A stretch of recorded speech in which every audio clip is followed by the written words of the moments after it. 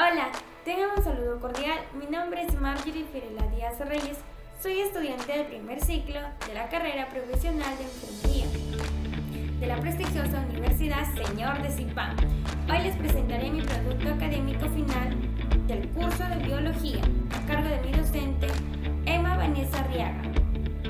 El tema a tratar va a ser sobre la respiración celular, el cual explicaré su definición, sus características y su proceso.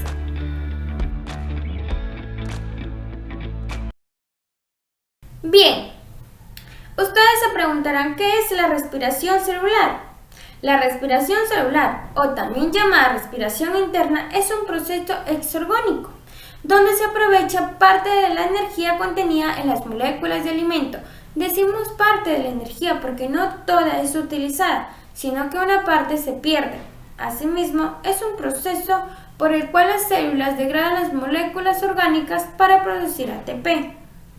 También puede ser considerada como una serie de reacciones de óxido-reducción en las cuales las moléculas de combustible son paulatinamente oxidadas y degradadas, liberando energía. En otras palabras, la respiración celular supone un proceso metabólico, mediante el cual las células reducen el oxígeno y producen energía y agua. Estas reacciones son indispensables para la nutrición celular. Características. Como se sabe, la respiración celular se da en las mitocondrias. También se caracteriza por ser el proceso de obtención de energía más utilizada por los seres vivos.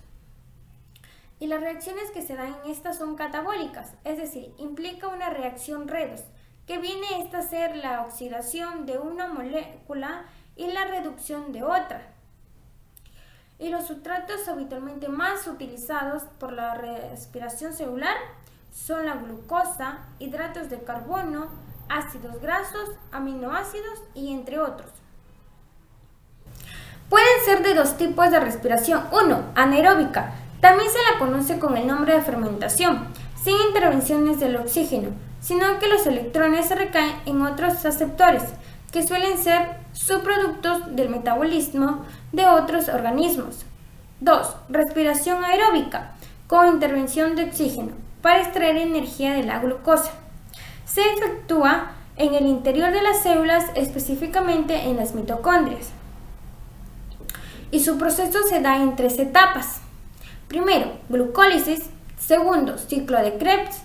Tercero, la cadena de transportes de electrones. El proceso de esta respiración celular consta en que una molécula de glucosa se degrada poco a poco en dióxido de carbono y agua, y al mismo tiempo se produce directamente un poco de ATP en las reacciones que transforman a la glucosa.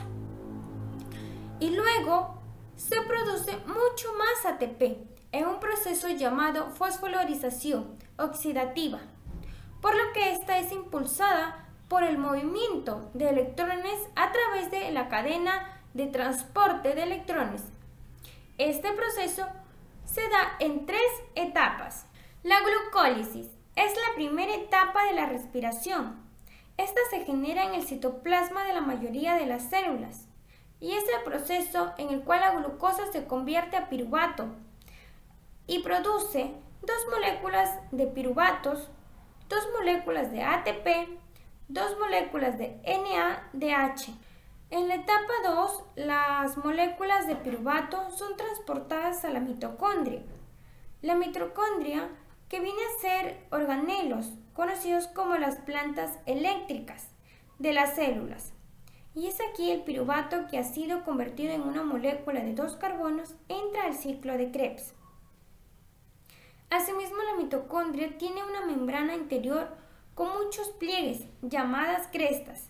Estas crestas incrementan enormemente el área de superficie de la membrana, donde ocurren muchas de las reacciones de la respiración celular. En cuanto al ciclo de Krebs, consta de 8 pasos, como se muestra ahí, donde el oxalato, una de las moléculas de 4 carbonos, se combina con el acetil de 2 carbonos de acetil coenzima A, para formar el citrato de 6 carbonos. A partir del citrato se va liberando dióxido de carbono hasta formar de nuevo un oxalacetato y comenzar el ciclo. Y en la última y tercera etapa, la energía en los transportadores entran a la cadena de transporte de electrones, y durante este paso, esta energía es usada para producir ATP,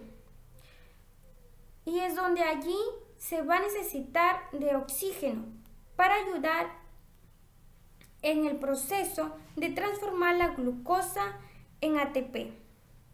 Durante el paso inicial, solo se liberan 2 moléculas de ATP por cada glucosa, y en los pasos posteriores se liberarán mucho más ATP. Les agradezco de manera cordial su amable atención y espero que haya sido de su agrado y haya sido entendible.